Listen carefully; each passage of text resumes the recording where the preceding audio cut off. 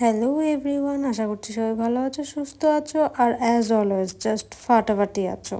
আর আজ চলে গেছিলাম মার্কেটে শোল মাছ আনতে। তো শোল মাছটা এনে ভাবছি আজ শোল মাছের ধোকা করব। তো শোল মাছের যখন ধোকা করব, কেননা তোমাদের সাথে একবার শেয়ার করি আমি কিভাবে আজ শোল মাছের ধোকাটা রান্না করি। তো মাছটা আমি ধুয়ে পরিষ্কার করে নিয়েছি, এবার নুন হলুদ মেখে রেখে দেবো। তো নুন হলুদ দিয়ে মাখার পর মনে পড়লো মাছটা আমার কাটতে হবে মাঝখান থেকে, যেহেতু ধোকা করব আর কাঁচা অবস্থাতেই করব, এর জন্য ছোট ছোট টুকরো করে আমি কেটে নিচ্ছি।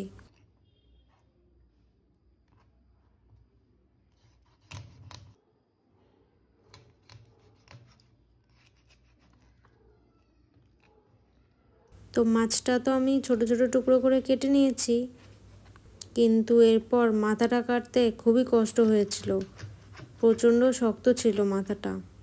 তো যাই হোক, এবার কড়াটা আমি বসিয়ে দিচ্ছি। তো শোল মাছের ধোকার জন্য পেঁয়াজ আদা রসুনের পেস্ট আমি নিয়ে নিয়েছি, আর আলুর টুকরো করে এরকম সাইজের নিয়ে নিয়েছি। আর এই মাছটা আমি আমশোলের জন্য রেখে দিয়েছি। তো কড়াতে তেল দিয়ে তেলটা গরম হয়ে আসলে এই ফোড়নটা আমি দিয়ে দিচ্ছি, আর এরপর দিয়ে দেব পেঁয়াজ কুচি। তো পেঁয়াজটা লাল লাল করে ভেজে নিয়ে দিয়ে দেব আদা রসুনের পেস্ট। যেহেতু শোল মাছের ধোকা করব, তো ধোকার মশলা একটু বেশিই লাগে, একটু রিচ টাইপের হয়। তো আদা রসুনটা ভালো মতো ভেজে নিয়ে দিয়ে দেব হলুদ গুঁড়ো। তো এরপর ভালো মতো মশলাটা আমি কষে নিয়ে দিয়ে দেব কেটে রাখা মাছগুলো। তো তোমরা মাছগুলো ভেজে নিয়েও করতে পারো, কিন্তু যেহেতু ধোকা করব, তো এই মাছের ধোকাটা এরকম কাঁচা অবস্থাতেই রান্না করলে আরও টেস্ট হয়। তো যেহেতু আমি কাঁচা অবস্থাতেই মাছটা দিয়েছি, সেজন্য ভালো মতো আমি কষে নেব। এই রান্নাটা কষার উপরেই ডিপেন্ড করে। তো এরপর একে একে স্বাদ মতো লবণ আর লঙ্কার গুঁড়ো আমি দিয়ে দেব।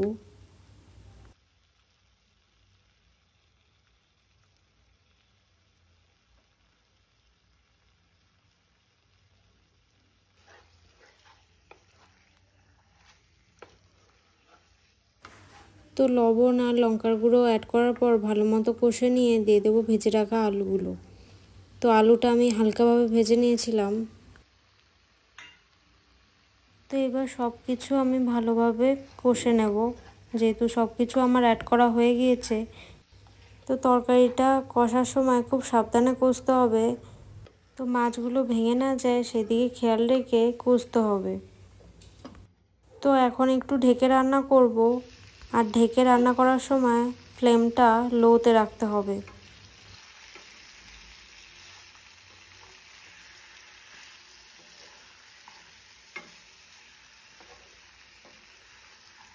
তো মাছটা আমার ভালো মতো কষা হয়ে গিয়েছে, এবার পরিমাণ মতো আমি জল দিয়ে দেবো।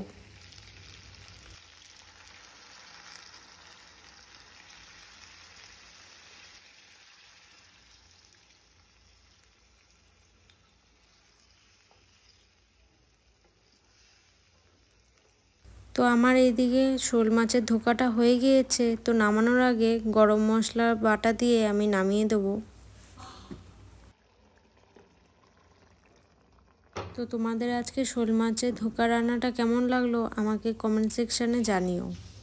তাহলে আজকের মতো এই পর্যন্তই, দেখা হবে পরবর্তী একটা ভিডিওতে। টাটা।